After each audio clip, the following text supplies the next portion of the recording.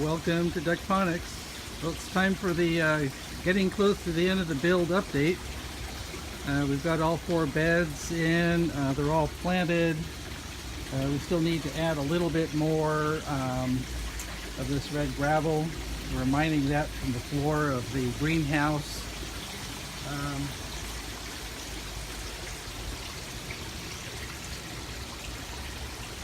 Look at the previous videos.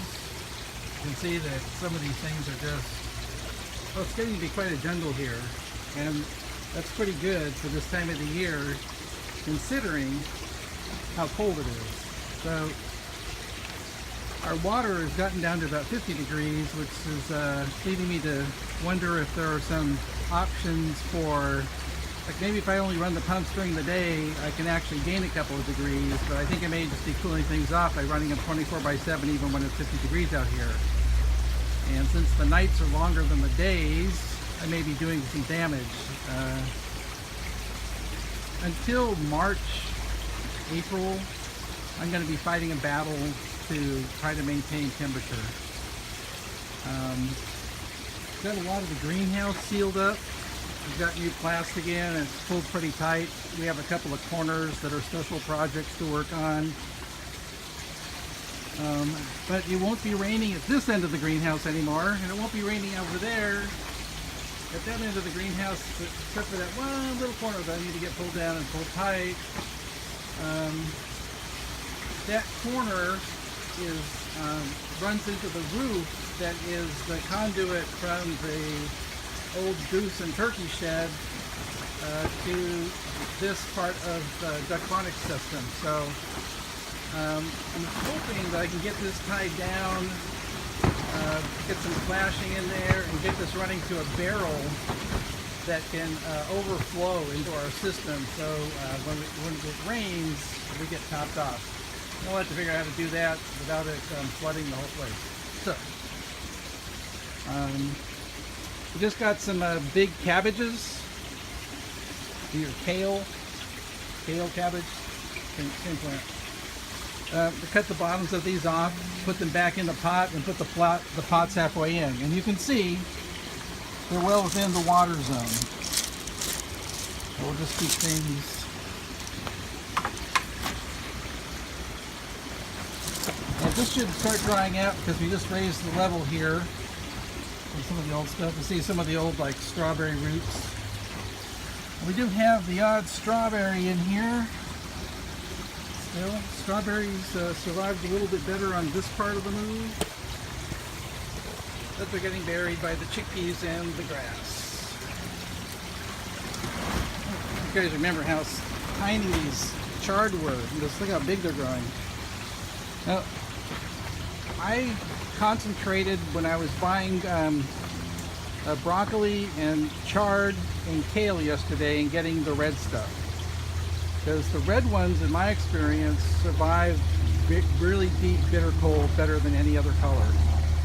And I've had them growing all through the year, or growing maybe the wrong term. I've had them in the soil standing there looking like soldiers in February when it's 20 degrees outside and going, eh. Hopefully it won't get that cold in here.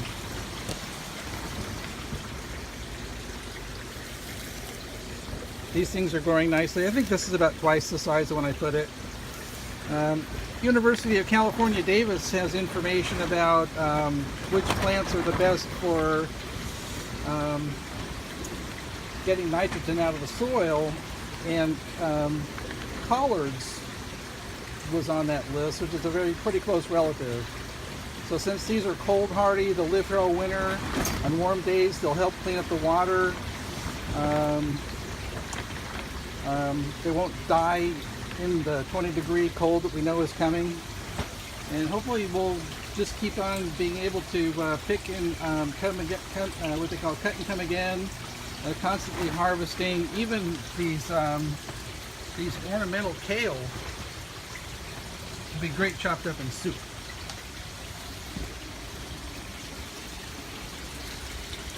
Got some herbs here. Got an herb basket last night. Split that all up, put them in. A little rosemary, sage, thyme, and oregano. They should be fine here. We cut almost all the leaves off this chard because they were getting mildewy. But they'll start growing like crazy, and they'll outgrow anything like that in this greenhouse. As long as it doesn't get too cold.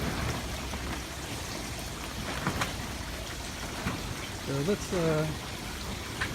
still get a supply here and see if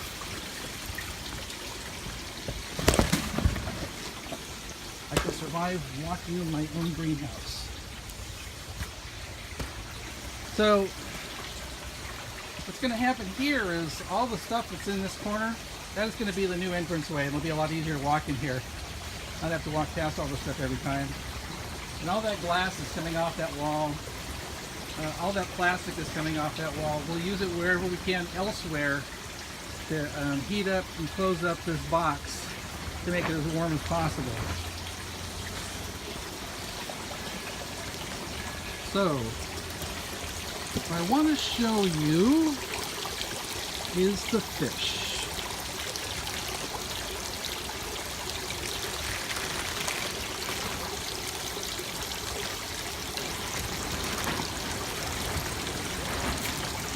So throw a little food in there, a little food over there.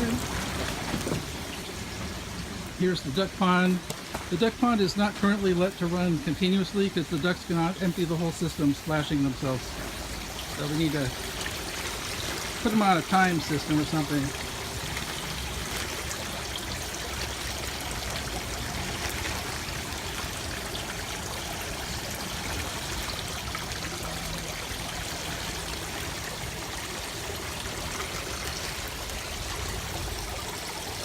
Fish are getting pretty big.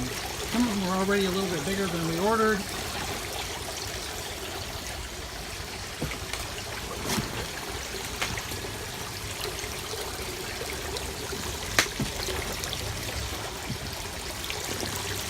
That's making some, probably didn't see those shadows. So these fish are pretty wily. They're like wild fish.